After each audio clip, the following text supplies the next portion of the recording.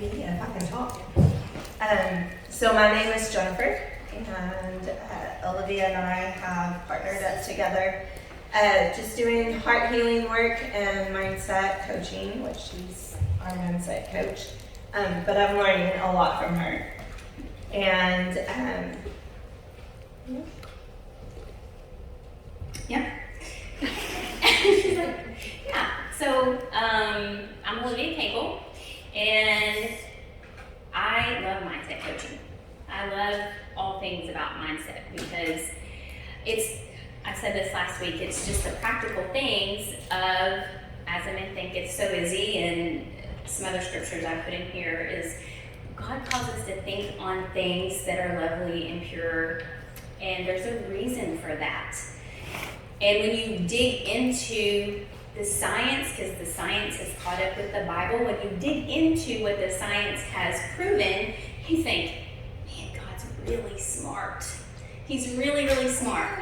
But a lot of times we don't know how to do this. And so I'm just so grateful that I've learned, and I'm still learning new things all the time, so I can teach y'all. And I just really pray tonight that you just walk in a new level of freedom after this. So I just want to pray too. And Lord, I just lift up everybody here tonight. And I thank you, Lord, that you just show each one of them what a treasure they are. And Lord, that their light just shines bright. Lord, that any lies that they've been believing, Lord, you just show them, hey, that's just a lie. That's not the truth. That's not who you are. And that you just show them who they are and how to see them themselves through your eyes. And I just thank you that you just work through me. If what I've planned here is great, if you take me on another trail, that's good too. Yes. And I just thank you for everything in Jesus' name. Amen. I thought I'd start off tonight with an example of how I had to manage my emotions this week. Because even though I'm a mindset coach, I have all these emotions. We're all going to have all these emotions. So I got so frustrated this weekend. Kind of last week, somebody was so rude. They were so rude to me. And, my first instinct is I don't know what your personalities are, but I'm a reactor. I can react. I can be a little firecracker. And so what I learned to do instead is be like, I'm very curious why they are responding that way. And I'm going to talk about curiosity a little bit tonight. And so that helps me to pause and kind of take a step back and be like, I wonder, that's fascinating. Why are they responding like that? And so that helped me in the moment. And then afterwards, my brain just wanted to dwell on what they said. I just wanted to hang on to it. And have you ever, do you ever do that when things, people do, and you're just like, I'm just going to hang on to this. Yeah. I'm not going to let this go. Why would I let this go? Because what they did really hurt me, right? But then I started thinking, is this serving me? I'm letting y'all in my brain. Is this serving me? No, this is not serving me. This is not going to help me at all, because last week I taught that our thoughts create our feelings, and our feelings create our actions every single time. And our actions create our results. So if we don't like our results, we can always go back to the thoughts. And so I knew that wasn't serving me. And then what I always try to do is I try to get into love. What does love look like in this situation? Because I know if I can't get into love, then it's just going to be an awkward situation when I see them next time, right?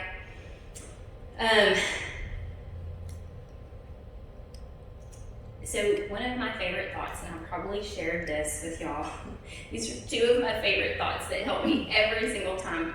And it's like, oh, they couldn't have done it any other way. Like, that's exactly how they were supposed to respond to me. They couldn't have done it any other way. And they're 50-50, just like me. I'm 50% a mess and 50% amazing. And if I can love, they can love the 50% mess in me, I can love the 50% mess in them. And so that just helps kind of diffuse me and be like, oh, and actually come in a place of love for that person. It makes me more compassionate. It makes me more compassionate for myself. And then I just work on getting to clean pain, and we're going to talk about that in a little bit. We're going to talk about dirty pain and clean pain, because this is huge when you're learning to process emotions and understand emotions. And then, I don't know if you do this is how fast our brains are. They're sneaky. It's like, oh, did I respond in the correct way? Now I'm wondering what they're thinking about me. You know, I'm worried about what they're thinking about me, right? Are they going to be around me because maybe I didn't respond the way that they thought, right? So, but ultimately, that's playing in somebody's brain. That's what I always say. Like, we always are trying to figure out what somebody's thinking, and we will never, ever know that. Like, we cannot not control that. And that's okay. So that helps me so much to be like, I'm not playing in their brain. And they can choose whatever they want to, and I give them permission to not like me. Just give them permission, because they have it anyway. But that's just a thought that really helps me. So just getting curious. And the other thing I kind of wanted to point out when we're in a situation with somebody, we kind of mirror emotions. And it's really funny how we do this. So somebody can be really angry and judgmental, right? And we are like, what's the matter with you? And then we get angry, we get judgmental, and we're doing exactly what they're doing. So we mirror emotions. And, you know, if somebody's happy and stuff, sometimes we're happy, which is great. But when we mirror those negative emotions and how they're acting, it's good to know these things, because you can be like, oh, I'm mirroring their emotion, and I don't have to. Like, I'm in control of this, and I don't have to mirror their emotion. And so that's why I like curiosity. Okay, so let's talk about clean pain and dirty pain real quick.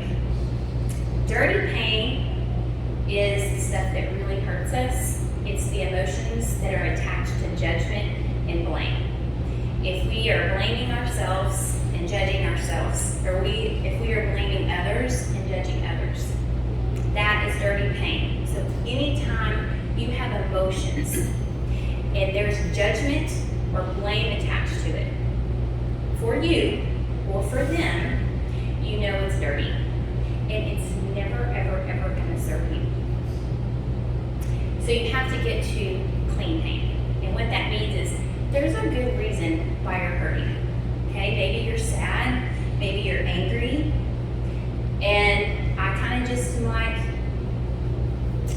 so that how I got to clean pain was, yeah, that situation frustrated me, and it's okay. I allowed it to frustrate me. So I stopped judging and blaming that person, and it helped me to really process that anger and that frustration that I was feeling and just kind of let go. So if you look at it like, here's dirty pain and here's clean pain on a line, you just work your way just a little bit at a time, and a little bit at a time, getting to that clean pain. When you finally go, okay, I'm letting go of the judgment and the blame because it's not serving me. Okay? So, and listen, for me, this isn't always easy. If any of you in here are feelers, maybe you understand. I'm a feeler. And so I feel emotions so deeply. And I can be a reactor, and I'm an external processor, so I've had to learn this. And it has helped me so much. So what would Tony say? Didn't hurt anybody today. Not that I hurt you, but I just, if you're a reactor, you can say things and go, ooh, I sure didn't mean to say that. So getting to this point of the dirty pain, clean pain always helps. And getting curious. And so I want you to remember, this isn't about not feeling emotions. This is about getting good at emotions. Because we're always going to have emotions, so we're going to get really good at this. Because no matter what, we are always coming up against our brain. It's our constant companion. And our brain, I said this last week, but our brain is not who we are. Our brain is like a computer that stores information. This side over here is logical, it's more experiential, and this side is logical. So when we have things in our past and stuff that affects us, it goes through this experience first, and then we respond and we react, and logically we're like,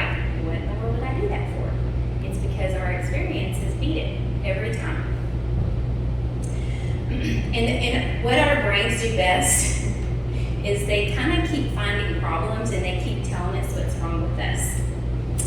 They keep telling us we can't, and it keeps telling us what our mistakes are, and we always think somehow I'm going to figure this out and it's going to be different.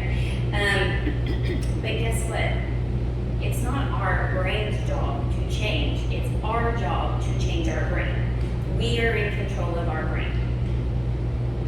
It's our job to manage our brain. Because all of those thoughts, they're always creating feelings and emotions. And that's evidently it's going to create our actions, which create our results. And we don't want our brain to keep us from living the life that we really want to. Right? We want our brain to serve us.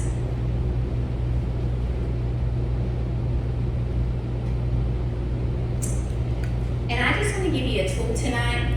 I'm trying to talk slow. I talk really, really fast, so I like to pause. And I squirrel, so I have my notes.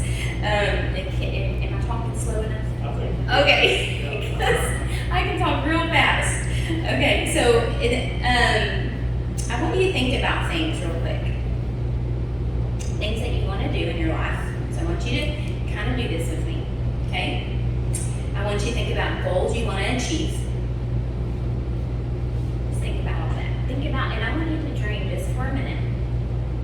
What do you want? What goals do you want to achieve? And I want you to think about how you need to feel in order to reach your goal. So we all have goals.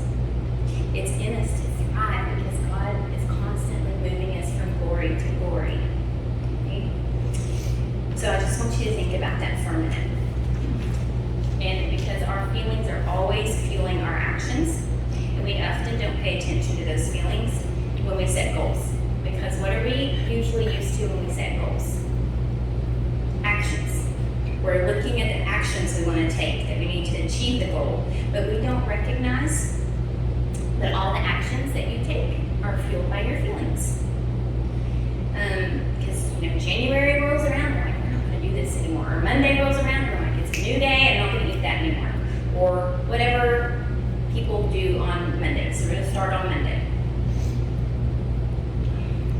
And so those are the actions. And how we feel on the way to the goal is so critical. It's so critical to whether or not we're going to achieve it. So we can show up in the way we want when we have the right feelings. Do you think instinctively that you need a lot of high positive emotions in order to achieve your goals? Because most of us think that. Like excitement, motivation, inspired, and confident. And in fact, when we set the goal, that's usually how we feel. We're usually like super excited, and we started, and excitement has left the building. It's like, I'm out of here. This was a good idea, but now I don't feel it anymore at all. And those really high energy, happy emotions, they're sort of fair weather friends, especially when the going gets tough. It's like, okay, I set this goal, and now I'm a week into it, and this is too hard. I cannot do this. So one tool I think that can be helpful is to choose the emotions ahead of time. So that's what we're going to practice tonight. We actually can choose our emotions ahead of time. So choosing what you want to feel and the emotions that you're going to purposely create and cultivate so you can keep going towards your goal, and it's going to be a useful emotion for you. So I want you to think like you have a tool belt of emotions, okay? And whatever you're doing, you're just going to pull this emotion out that you need in order to do it. So instead of thinking that, again, that all these emotions are controlling you, we're just going to take an emotion and pull it out of our tool belt to help us hit the specific goal that we want. And your brain doesn't care about your goals. It just doesn't. It cares about its goals. And the goals that your brain wants is to keep you alive, to keep you safe. That's what it wants to do. If it saves you energy, if it's pleasurable, if it's avoiding discomfort and pain, okay? If it doesn't fall into those categories, it's like, no, thank you. I don't want to do that today. And then it produces a ton of negative emotion to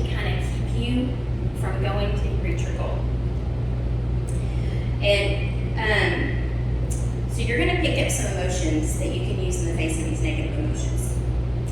I want you to think about 3 emotions that you feel like on a continual basis. I just want you to think about it for a little bit. Like that you feel that are normal to you. It's your normal that you feel all the time.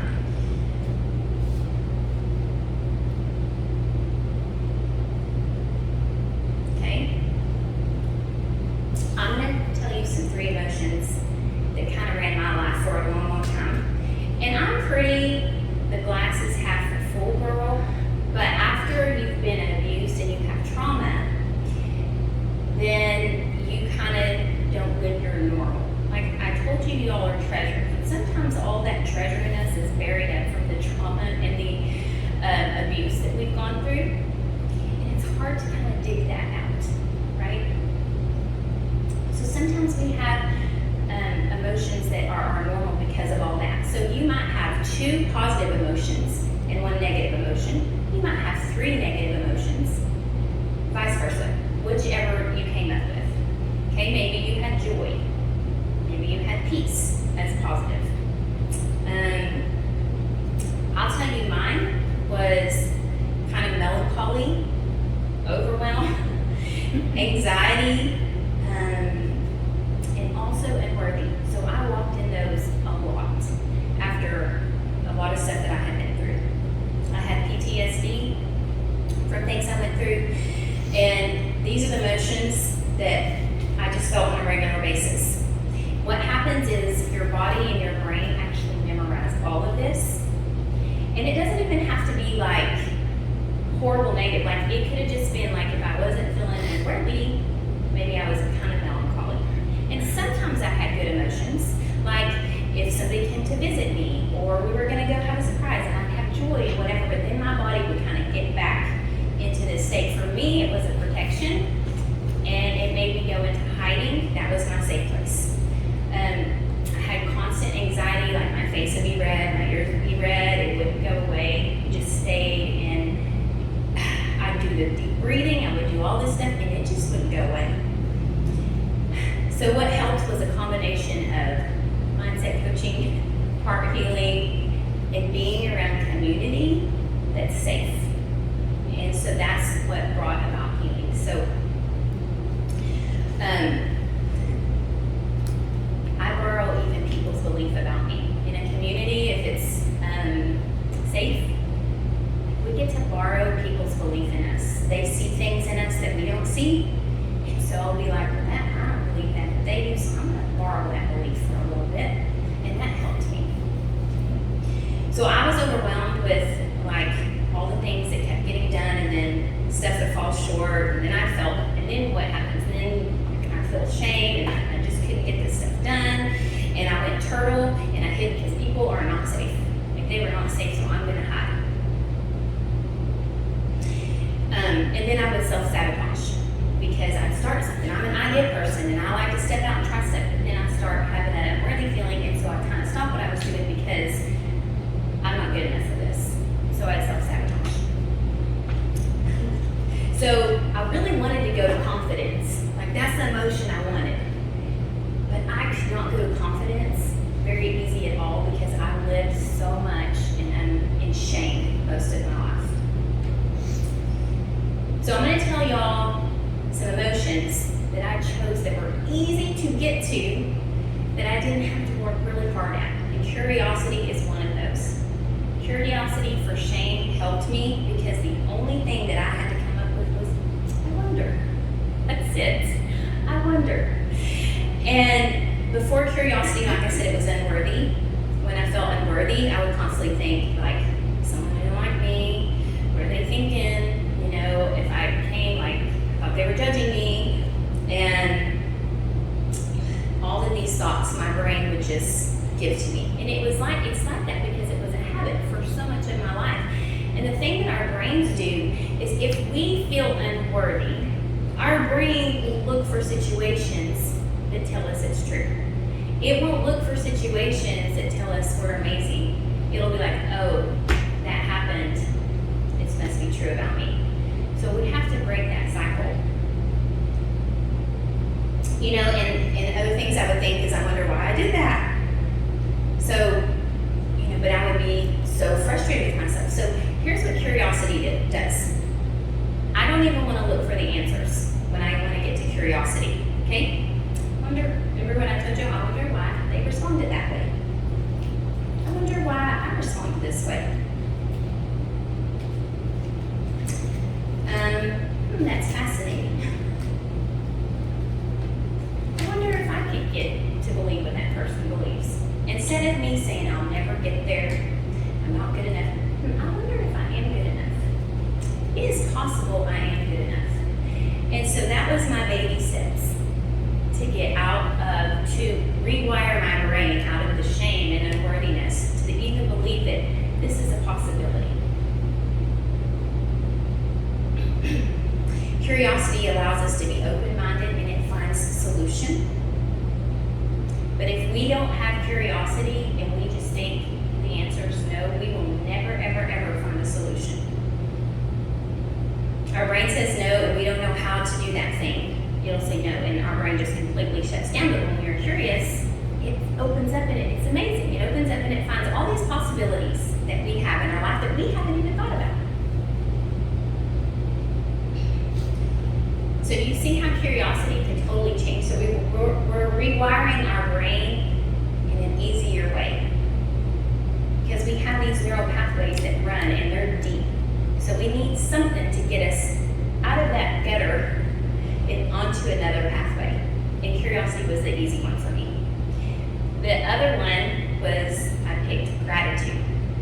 And gratitude isn't just a trendy thing. Okay? It's scientifically proven that people who have a gratitude practice, they are healthier, they live longer, they're happier, they contribute more. It's pausing to acknowledge what's right and what's good. Not taking things for granted. It's so easy to take things for granted. Like gratitude is being happy for where we're at. This is a hilarious, I don't even know this thing came out. I was married for 17 years before I'm married now, but it was a really hard marriage, very abusive, and I didn't know all this stuff at the time. But I would be like, well, he went to work today and he tied his shoes good. Like, I'm not joking. Like, I had to find something good in that to be thankful, and it got me onto a road of seeing things that were, better and better. Always just practicing, what can I be grateful for today? What can I wake up? And everything seems falling apart. I have a roof over my head. I have somewhere to sleep. Thank you. And it really does something to us. You can get there through nature really easy. When I was going through my PTSD program to help me, they taught me that, like with PTSD, your brain is on a looping cycle. And so you think your brain doesn't know time at all. So when something similar happened, my brain thought it was happening all over again. And I would go into reactive mode and scan the room and be fearful. I couldn't walk into certain buildings. And I learned your brain can't loop in nature. When you are in nature looking at the beauty that God created, your brain has a hard time looping. So if you can think about something that you're grateful for in nature, grateful that you have seen, it can stop looping. And so the third one is commitment. That was my other emotion that I got to. And this is so useful because I didn't trust myself. I'd self-sabotage, so I quit doing the things that I'd say I was gonna do. So I didn't trust myself. So instead of confidence, I was like, I can do commitment. And so it made me really think, what am I willing to do? Okay, then I'm gonna say yes, that I can do this for me. So curiosity, gratitude, commitment, those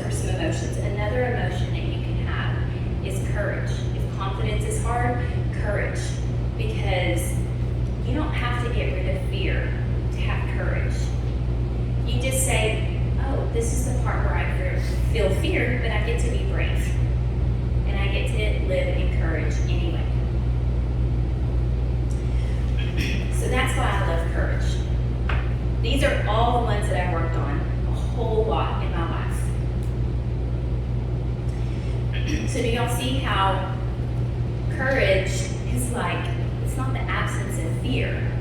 We're just gonna do it. It's okay. This is just the part we get to be brave. Like I had a sticky note on my computer as I was doing online business, and I was like, this is the part I get to be brave today. And I learned to lean in being uncomfortable. Like it's completely fine to be uncomfortable. And learning that, it really helped with that courage. And one of the best ones I could have done, and it goes along with what you're talking about with love, is compassion. Compassion for yourself. Compassion for other people. To give yourself compassion instead of shame. I have to have compassion for where I'm at.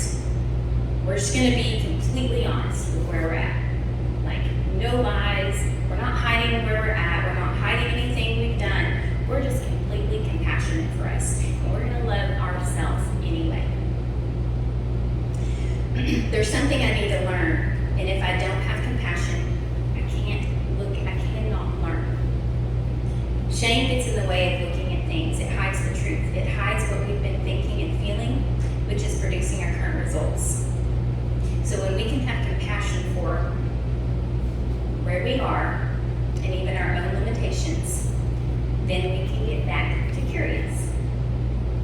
We can get curious about what it is, but we need compassion we have to have it to access information.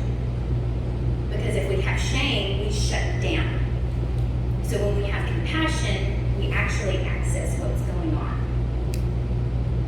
You have an understanding, because honestly, we always have a good reason for where we're at. We just do. We have good reasons because of things that we've lived, things that we've done. And if we continue to beat ourselves up for where we are, our feelings create our result. That's why compassion is so important. Remember I said we couldn't have done it any other way? When I learned that, I was like, oh my gosh. Like I literally had to think about that and go, I really couldn't have made any other decision. Like, because this has been my life. And I get to have compassion for that.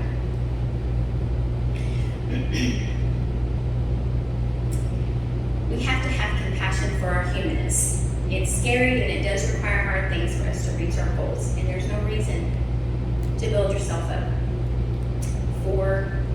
There's no reason to let yourself down by not having compassion for yourself.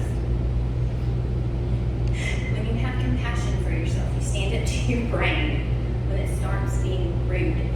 Your brain is rude. I tell it all the time. You're bullying me. I'm not gonna let you bully me today. I'm gonna have compassion for myself, and I'm not gonna listen to your bullying. So compassion needs to be strong in the face of all the criticism, and a lot of the time it's criticism for ourselves.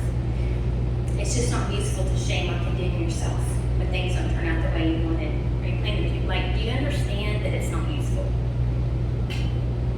When we make mistakes and we beat ourselves up, like it's just not useful. It's not going to get us to where we need to be. Because Jesus isn't beating us up.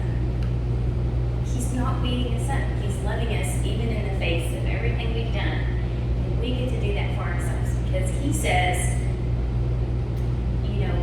our new commandment is to love the Lord our God with all our heart and love our neighbor as ourselves. But if we don't have the love for ourselves and the compassion for ourselves, we cannot love others well. We are going to judge us. We're going to judge us, and then we're going to judge others. If we don't celebrate us, we can't celebrate others when they win, right? And it means allow yourself to fail sometimes, and not doing it perfectly. It's okay.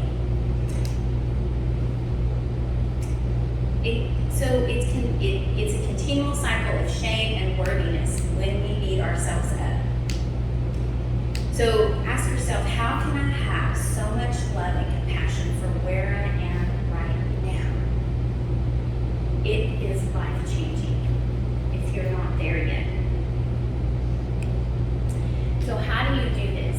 How do you pick emotions you want out of your tool belt? Here's another thing that y'all can do. If you don't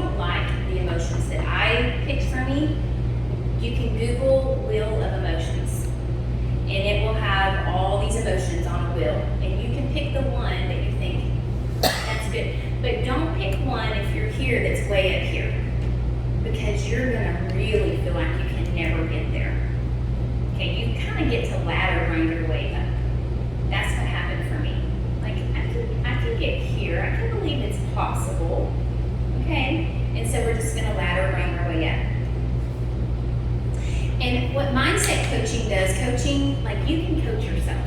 And how you do that is just you question stuff. You question everything you're thinking. Okay? What if I'm wrong about that? What if I'm wrong about that? What if my way isn't the best way? And it's like these thoughts you have that are like so tight. Like this is your belief, right? And I'm not, and you can hang on to them if you want. But if they're not serving you, what if instead you just pull your beliefs apart and just question them and just let them loose for a little bit, and you can question them today, right? You don't have to put it down all the way, just loosen your grip on them.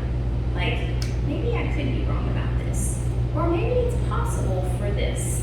Maybe it's possible I can live the life that God has called me to. Right? So, a lot of times we can't even dream for that. I don't know. When I was in trauma and abuse, I couldn't dream anymore. Like, people would be like, well, what do you want to do? I don't know. What's your dream? I have no idea. I didn't know how to dream. So that compassion for myself and learning how to start saying, it's possible, it helped me to start dreaming again. And then, so after you start like questioning your thoughts, then I want you to choose a replacement emotion for you. Okay? And that's when I said I just chose curiosity because I just thought it was possible. And it helped me get out of this pit of feeling unworthy so much. And then what you're going to do is we practice generating that emotion or something close to it. And how do you generate emotion? By simply thinking a thought that gets you there. And that's like curiosity was like, I wonder. It's like, I can do that. I can do that. And I can also do courage because this is the part where I can be brave. And I didn't have to think about anything else. I just did it. So you can practice in moments. You can practice when it comes up, or you can just choose like, okay, I want to feel brave for a minute. I want to feel curiosity. And you can do curiosity like, you start making it a normal thing. Like, I'd be like, I wonder who planted those trees. I wonder if that person knows how amazing that tree is for us that we get to enjoy. And I know it sounds crazy, but me trying to be curious about everything. But it actually helped me to be curious in every situation that I'm in. And I love being curious now. Like, I wonder how she got there. I wonder how they did that. I want to figure that out. Like, it's so many possibilities. And then you don't have to get mad at people. Like, you could be like, oh, they're acting a certain way. It's interesting. Fascinating. Like, it's so, like, I'm just going to release my grip on maybe I'm wrong. Maybe they shouldn't. Maybe I'm wrong about them acting that way because really they're acting the way that they should be because they don't know any other way.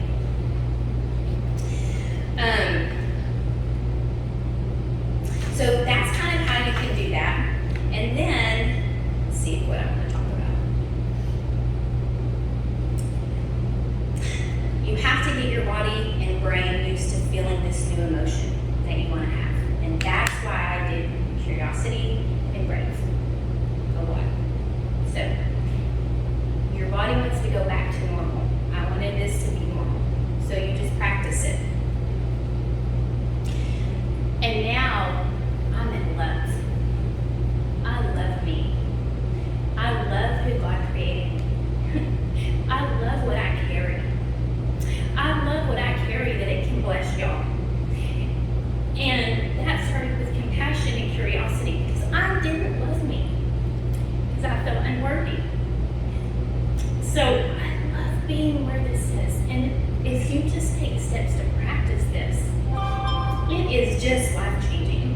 It is, and I can love other people when they're not lovely. Like, I can be like, well, they can be that way, and I can love them anyway. You know why? Because I love me big. And I can love them. And that's what God says. If we love ourselves, then we can love others. Right? So, if you do all this, and it still is hard for you, right? And this is something else I did. So everything I'm telling you tonight, I've done. I have a worry protocol.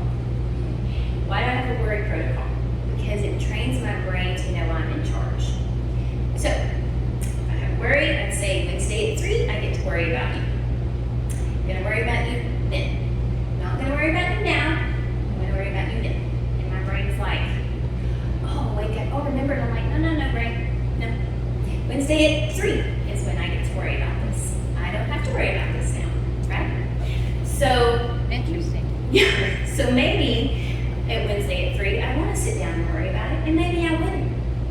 But do you know how much power that gave me? Like, I have power over worrying, right? So if you try all this, like, I just like to call it, it's an emotional protocol, a worry protocol. If you deal with depression, things like that, I can be like, maybe I would want to be really depressed for 30 minutes on Wednesday. And there were days that I would sit down and I would worry, and I think, oh, I don't know if that helped me. Like, it really helped me be aware that it just doesn't work at all. What works is me choosing the emotions and choosing the thoughts that are going to help me. Okay? This is what managing your emotions is, what it looks like. You get to choose. You get to choose. Okay. So, the other things that I was just going to say real quick, because this is all about emotion, just real quick, is what is your mental and emotional diet like? What are you putting in? What are you allowing to listen to? If it's like depressing and heavy all the time, if you already deal with heavy emotions, I would really question, like, it's like if I ate junk food every single day, I wouldn't feel very good. Maybe I need some fruit and vegetables. So listening to positive, uplifting, inspiring things is kind of like fruits and vegetables for you, for your emotional well-being. And Proverbs 4:23 talks about, so above all, guard the affections of your heart, for they affect all that you are. Pay attention to the welfare of your innermost being. Innermost being, that's what we're talking about, right?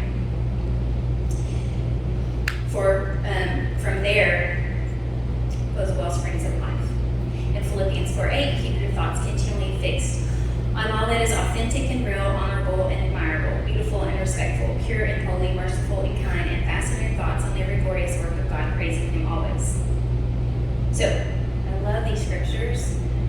I love what I learned, because I'm like, oh, that's how I do these scriptures practically. This is what's helped me out so much. So, and the same is true, like I said, with your mental and emotional diet. So just pay attention how you feel after you listen to things. Pay attention to your feelings. Start really paying attention to your emotions. Start being aware when you're around certain people. Start being aware, did that make me feel good? How did that make me feel? And sometimes I just drive down the road and be like, what am I feeling? Because I'm getting used to being self-aware. So I know, so that I am in control. And that is not in control. And I bring Jesus into it too, like all the time. Like, Jesus, show me why am I feeling this way? Is there something that I need to learn from this? And then this is just last. These are little nuggets. I used to be, are we good on time? Okay. Around a group of people, and they complained about this certain person that was in my life. They would sit in the garage and they would smoke and they would complain. And one day I was like, I'm not doing this anymore. And I told them, I'm not going to complain anymore. This didn't make me feel good. And they didn't like that. I would change the subject. And I actually started talking about good things about this person. They did not like that. So I really didn't hang out with them anymore. But that was okay. So those are just little things we get to do. You became the new person they spoke about. Do what? You became the new person they spoke about. I am, and that's okay, because I give permission to people to not like me. It just doesn't matter anymore. And another day, I was telling a coach, because I have a coach, I'm so tired. I did not sleep good last night. My daughter was awake, and blah, blah, blah. And she was like, I used to be tired. And I just decided one day that being tired is just no big deal. And I was like, what did she say? Like, it's no big deal to be tired. Did she hear me? I was up with my baby. Like, I'm tired. And so now, when I'm tired, I'm like, it's just not a big deal. And sometimes I'm tired, but I don't feel sorry for myself. Like, I'm just tired. No big deal. Do you see how you can start looking at ways in different ways that we never thought possible? And so this is another thing I said. I give people, this is huge. This is very, very huge for me because of the unworthiness and shame. And I've had tons of false accusations, tons, awful things about me from different people. I don't care.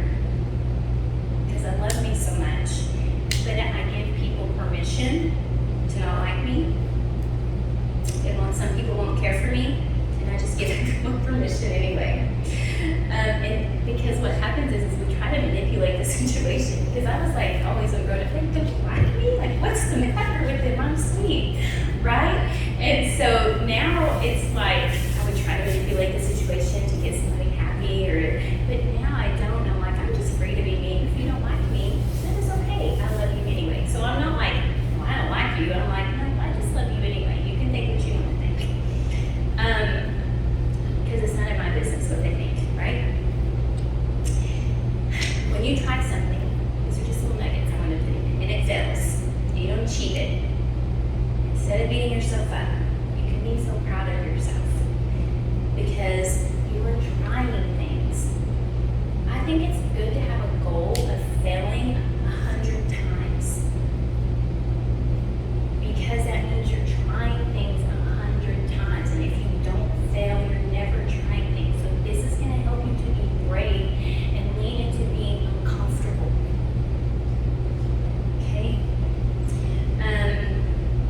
And here's some thoughts that I like to practice thinking. God is good, and I believe all things are working out for my good. If I'm late, I believe I'm there exactly the time I'm supposed to be. If there's a traffic jam, it's okay. This was supposed to happen. I'll be there exactly when I'm supposed to be there. I can just love everyone and be okay with their choices. Because I'm not in control of your choices, but I can love you. Your now is not your forever. This is just a moment in time. And you've been here before. You've lived through what you thought you couldn't. And you did it, and you will rise again.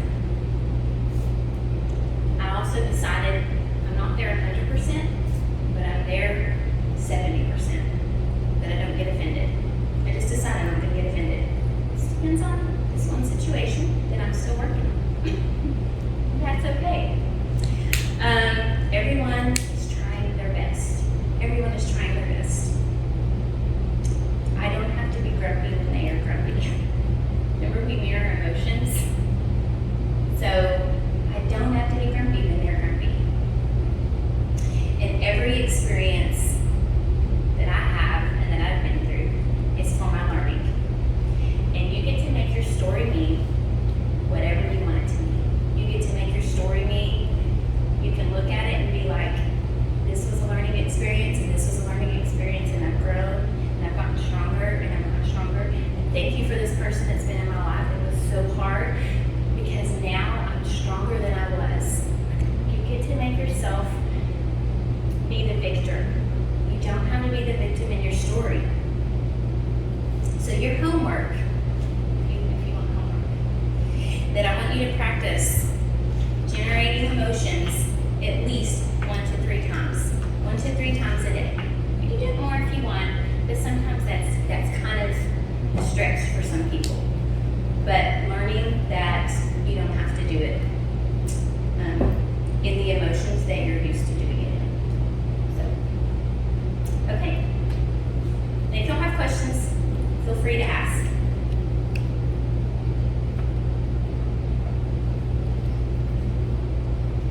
So as Olivia was sharing, I just remembered a thought of where I used to be, and it's something so simple, but it's not always so simple. So in my younger years, I smoked cigarettes for 3 years of my life. And I remember I was driving. I lived here in Amarillo, and I'm pretty sure I was on Coulter, and it was hot in the middle of summer. I had the windows down, and then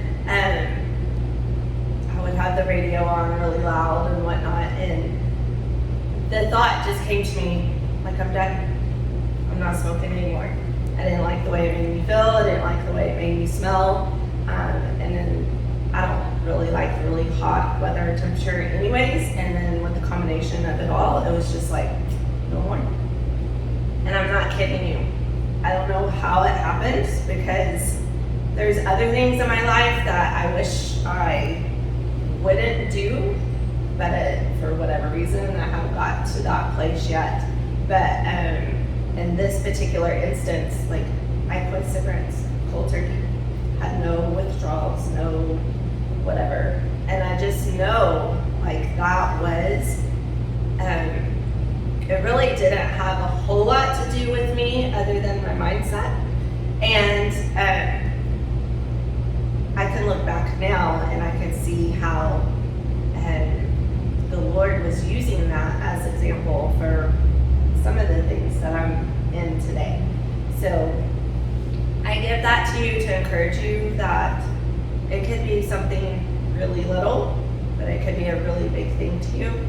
And just like Olivia was saying, like, we have the freedom to change the way we think about something, whether it's something we do, or something we said, or the way somebody else responded to us. So. You said we all have the freedom, and I was thinking about this. Sometimes we don't feel like we have the freedom to think about something anyway. But if I told y'all a specific circumstance, each one of you would have different thoughts about it. You each would. It's like that's what we get to choose our thoughts. So it's really interesting.